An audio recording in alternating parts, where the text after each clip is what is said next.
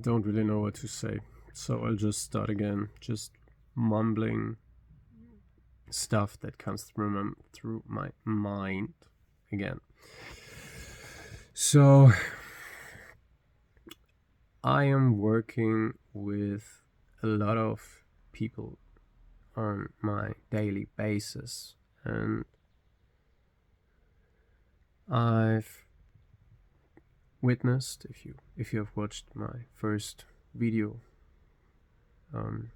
in which I stated that I don't know who or what I really am, or what living or anything means, is that real meaning is something that is not, how do you say that?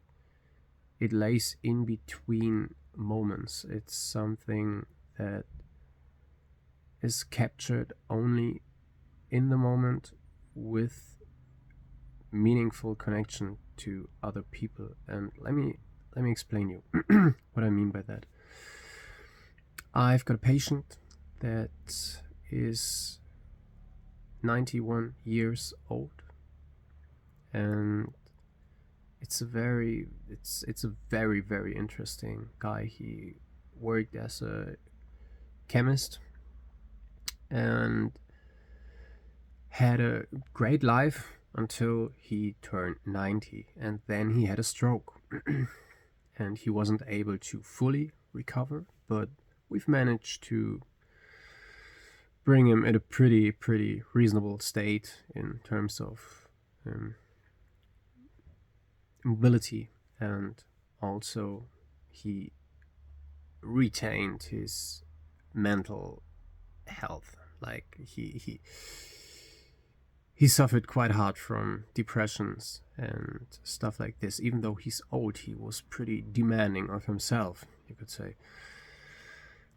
And so I'm a physiotherapist, and we always had like 40 minutes of therapy, and I had the feeling that he liked speaking with me about existential topics, like why are we here, why are we talking, and what is meaning, what is anything. And so we just started our conversation not even with words, but with honest eye contact. And I think that is missing a lot today. Like we are used to try and to fill the void when we are talking with each other, and it happens to me every day. And it sort of is a pretty uncomfortable state sometimes, because you don't just want to stare someone down. You could do that, but it's weird, and you also see that people get disorientated if you stare at them, just bare minimum emotions. And what I noticed was that this guy just enjoyed it. He just enjoyed the quietness and looking into one's eye. And that was something that struck me, because I didn't have the urge to just fill the gaps with meaningless words. We just stared at each other for a minute, or sometimes less, sometimes more, and we just connected, and you could feel it. And that was something that was so real and so true, that when we made some exercise together, like I took his hand and I just gave him some resistance so he could do like a butterfly exercise for his upper chest and shoulder muscles. We just hold our hands for a moment and looked us in the eye. It was just real. It was honest. It was something that got lost in our current timeline. I mean, not in every part, but in maybe almost in every part, because we are so distant to each other and so used to be how do you say that? Yeah, we're so used to surface level connections. Surface level connections is the best way I can put it right now. And hey, that's my cat. We had many conversations about this. I don't even know what to say. We sorry for losing track, but it was not about the conversation. It was not about the stuff that we've said. It was the way we connected with each other, and there was honesty, and it was love. It was real love. It was just the feeling that you see someone that thinks about things like life and death, and that things come to an end. And yeah, he always questioned things, he told me, not on an extraordinary deep level, but on a level that he claimed, but I think he did, but on a level that was way deeper than your, I would say, average person would at least communicate it in the real life with other people. Every time we said goodbye to each other, I had this intense feeling that I wanted to share more time with him. And let me tell you, I've got this feeling with a couple of people in my life, and it even happens with people I've never ever met before. It just clicks. And I think those clicks are that what makes life, what gives life sense. Because it's true. It's just true. There is something that I'm not able to put in words, at least not in English. Maybe I would be able to come closer if I would tell you about it in German, but it's quite hard for me to do it in English. But I'll try.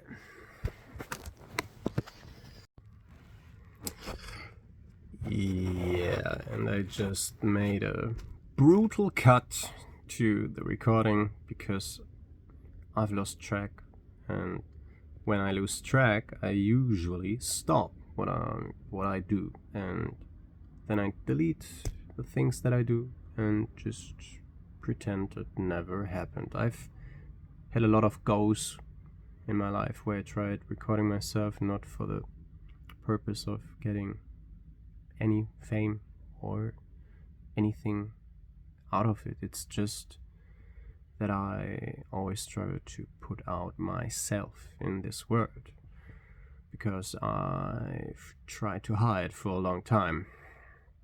And yeah, therefore, sorry for the shortcut, but yeah. I just want to close this topic, and I want to summarize it fast. So, meaning in life, for me at least, turns out to be the connections you make and have with certain people that give you this how do I describe this? For me, it's sometimes a melancholical feeling of, damn, this world needs me to be somewhere else right now because I've got to do a job and I'm working in a system that provides for myself and other people. But I want to be with those people that I click with. And it's, I don't know, it's beyond something I can put into words. And yeah, so it's definitely something that I'm thinking a lot about. And I already got this weird feeling that those people that I've got this feeling about will play a very important role when this part of life, this life we experience in this world with this apparatus in our head, yeah, that this is something that will go past our cognition. And I don't know, it's just a theory, but it's something that just feels, and I know feeling is something very subjective, but it feels true. And ultimately we judge always based upon our feelings. It's an illusion if you say to yourself that you don't judge on feelings. Feelings can also be very rational, and feelings can also be preceded by rational thoughts. Also, rational thoughts are also on a baseline constructed by feelings that want to provide for a stable environment and a stable life, right? And therefore, I've got a very, very, very, I've had big problems with feelings in my life because I've always tried to push them away and be the rational guy that doesn't cry, that doesn't overly feel joy or expresses himself. And I don't do it today really often. I mean, the part about the crying, it's something I, in the meantime, allow myself, but it's not that it occurs very often. It's very rare, but it's honest if it happens, and that's okay. It's okay. Everyone has its own way and path. But yeah, to come to a conclusion, at least for now, the meaning I'm getting out of life right now is through connections with people that I share a very, very intense feeling with. And it doesn't matter how long I know them, it doesn't matter how old they are, it doesn't matter what language they speak. It's something that's beyond something I can describe. Yeah, it's almost like I've met them before, I would say. I mean, that sounds very esoterical, but it doesn't matter. It's what my feelings tell myself. So I'll just accept it, and I'll keep an eye on it with my apparatus. And yeah, hopefully I'll be able at some point to make sense out of it, and I hope you do too. And I hope you always enjoy those wonderful connections you sometimes have with people, even if it's just a brief short look in someone's eyes, and you just go past. Those little moments that shake your soul are meaning.